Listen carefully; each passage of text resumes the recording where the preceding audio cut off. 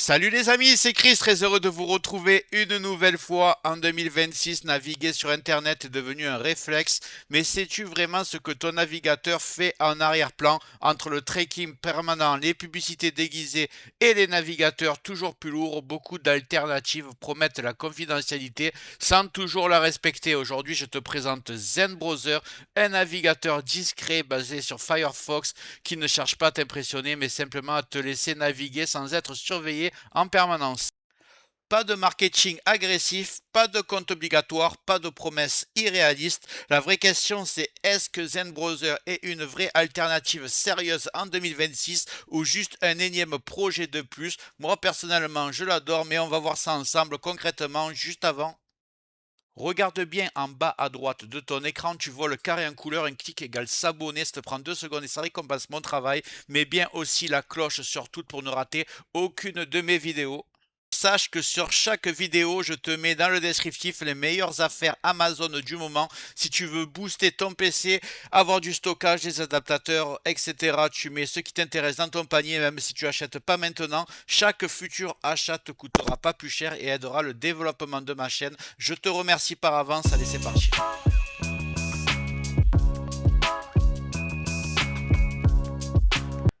Zen Browser, c'est avant tout un navigateur axé sur l'essentiel. Ici, pas de promesses spectaculaires, pas de slogan marketing et surtout pas de modèle basé sur la collecte de données. Zen Browser est basé sur Firefox, donc sur le moteur Gecko. Ça veut dire une chose importante, un moteur open source indépendant de Google avec une vraie alternative à Chromium. Dès l'installation, le navigateur est sobre, rapide à lancer et surtout déjà bien configuré.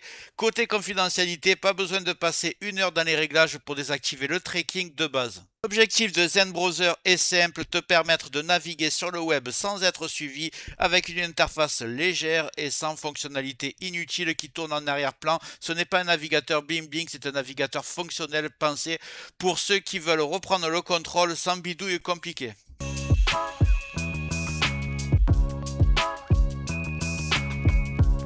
Je vais ouvrir mon navigateur et je vais taper Zen Bro. Oh, j'ai marqué Zen Navigateur en français. Ok. Zen Navigateur, je mettrai quand même le lien dans le descriptif. Annuler, donc là on va mettre download ici en haut à droite. Download for Windows, ok. Donc ça télécharge. C'est déjà fini. On va double-cliquer pour l'installer. Il y a le même logo que Firefox.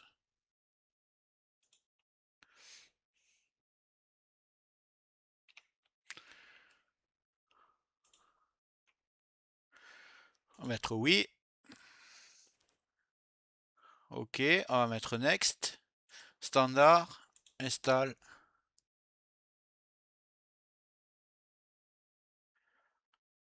Voilà, là il y a son propre logo.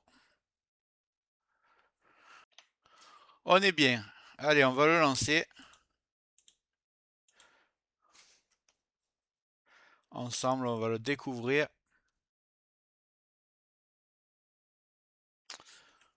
On va faire ça.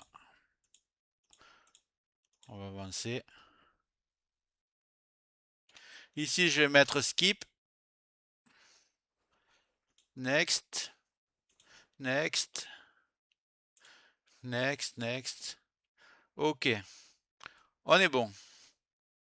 L'interface est volontairement minimaliste, pas de panneau envahissant, pas de widgets inutiles, pas de surcouche lourde. On retrouve une barre d'adresse claire, une navigation classique et lisible, des menus simples, compréhensibles immédiatement. Si tu viens de Chrome, Firefox ou Edge, tu n'es pas perdu. Si tu détestes les interfaces complexes, tu es clairement au bon endroit. Zen Browser mise sur une chose, ne pas te gêner pendant la navigation. Première chose que je vais faire, je vais cliquer sur les 3 points tout en haut à gauche et je vais le mettre en français, bien évidemment. Donc je vais aller sur Setting. Là, je vais descendre. Language et apparence. Donc, on va descendre. Et ici, on voit la langue. On va mettre français. Voilà, c'est fait. Et voilà, tous les menus sont en français. Comme ça, vous me direz pas dans les commentaires, c'est pas en français, il est nul. Voilà. Le navigateur est en français. Une fois ceci fait, ce que vous faites nouvel onglet. Donc vous voyez que ça ressemble énormément à Arc. C'est exactement la même interface, sauf que Arc a été abandonné le projet. Là maintenant c'est un browser. Donc quand vous faites nouvel onglet, vous faites par exemple YouTube. Voilà, vous allez ouvrir une page. Une fois que vous êtes sur YouTube par exemple, vous pouvez cliquer sur l'onglet avec le gauche et le glisser vers le haut. On va faire par exemple aussi, je sais pas, nouvel onglet. On va mettre l'équipe par exemple. Voilà, vous êtes sur l'équipe, vous le mettez vers le haut. Vous faites un peu les... comme vous avez l'habitude de faire. La pause par exemple. Donc là, hop. Donc voilà, vous avez compris le principe. Là, donc les favoris sont en haut. Vous pouvez aussi les faire glisser là. Alors ça peut être intéressant. Alors si je fais par exemple nouvel onglet, Hotmail. Voilà. Je suis sur l'onglet connexion Hotmail. Et je le glisse en haut. Et je peux aussi le mettre ici dans essentiel.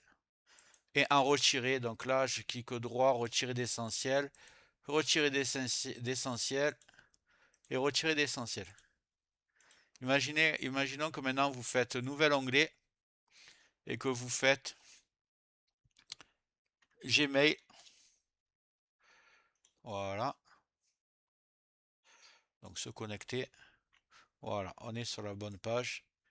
Donc ici, vous le glissez et vous allez pouvoir le mettre ici. Alors l'avantage, c'est que quand vous allez vous connecter maintenant, dès que vous ouvrez votre navigateur, à un clic, vous avez accès à tous vos mails Gmail et à un clic, vous avez accès à tous vos mails Hotmail. Franchement, c'est très pratique. Donc c'est un des gros avantages. Après, là, quand vous voulez fermer les anciens onglets, vous faites juste la croix. Et un des gros, pardon, un des gros avantages de ce navigateur, c'est que vous pouvez créer des espaces de travail. Par exemple, créer un espace. Imaginons que je vais l'appeler réseaux sociaux. Voilà. Créer un espace. Là, je vais par exemple ouvrir Facebook. Voilà, une fois dessus. Je le glisse en haut. Là, je vais faire, je sais pas, X par exemple. Voilà, je le glisse en haut. Je vais prendre Instagram. Une fois dessus, tac. Je le glisse en haut. TikTok. Voilà, tac. On est bon. Sur une autre, par exemple, je vais faire. Donc là, on va créer un autre espace. Voilà, c'est l'espace où il y a tous mes réseaux sociaux, par exemple. Si j'en crée un autre, d'ailleurs, vous pouvez faire avec les mails aussi, mais si là, je marque par exemple YouTube, voilà, je crée mon espace. Mon espace YouTube pour travailler, là, je vais mettre donc YouTube, évidemment. Donc là, YouTube, je le mets là. Là, je vais mettre YouTube Studio.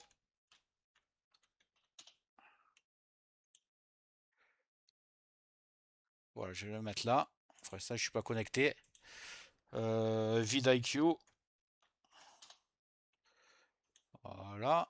Les utilitaires, tout ce qui concerne Facebook. YouTube par contre. Voilà. Donc là, vous voyez, il y a des points en bas. Donc je peux passer d'un espace de travail, là où il y aura tous mes favoris en vrac.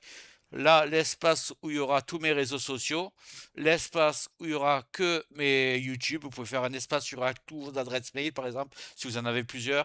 Si vous faites jouer au paris sportif, voilà, un espace paris sportif avec Winamax, Bwin et tout ça. Donc voilà, c'est vraiment très très pratique pour se retrouver et naviguer.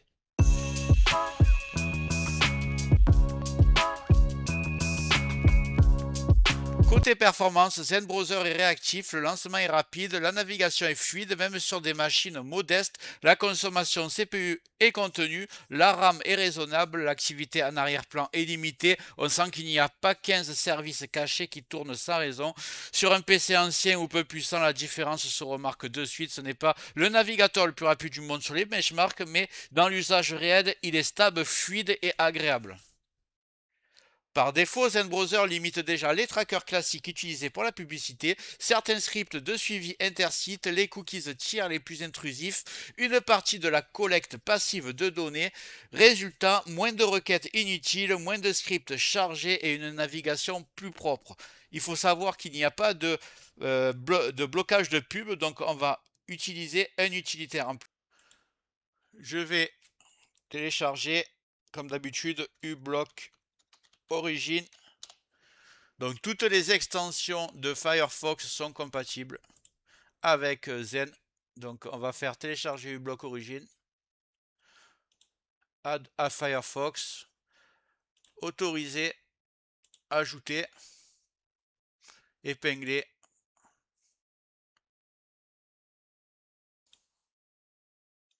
Une fois que ça sera installé, vous voyez ici vous avez votre barre d'adresse. Donc si vous voulez, faites clic droit copier quand vous voulez copier une barre d'adresse. Mais vous avez aussi ce petit menu là avec les barres. Et quand vous cliquez, vous voyez que uBlock, les extensions sont ici. Donc voilà, si sur un site, vous devez le désactiver pour un site, vous cliquez ici et vous ferez donc ici désactiver pour que le site s'affiche correctement.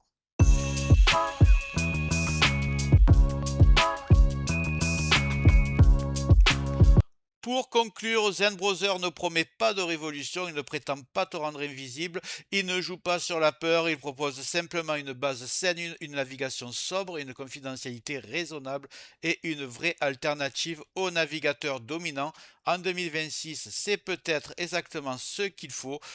La bonne question n'est pas est-ce que ZenBrowser est le meilleur navigateur, mais plutôt est-ce que c'est celui qui correspond à ta façon de naviguer. Voilà, j'espère que cette vidéo t'a plu. Si c'est le cas, tu mets un like, tu t'abonnes si ce n'est pas déjà fait, tu mets bien les notifications surtout, tu peux cliquer sur rejoindre pour me soutenir et regarde surtout bien le descriptif de la vidéo, tu auras des super affaires sur Amazon, n'hésite pas à les mettre dans ton panier et je te dis à très bientôt. À plus, ciao.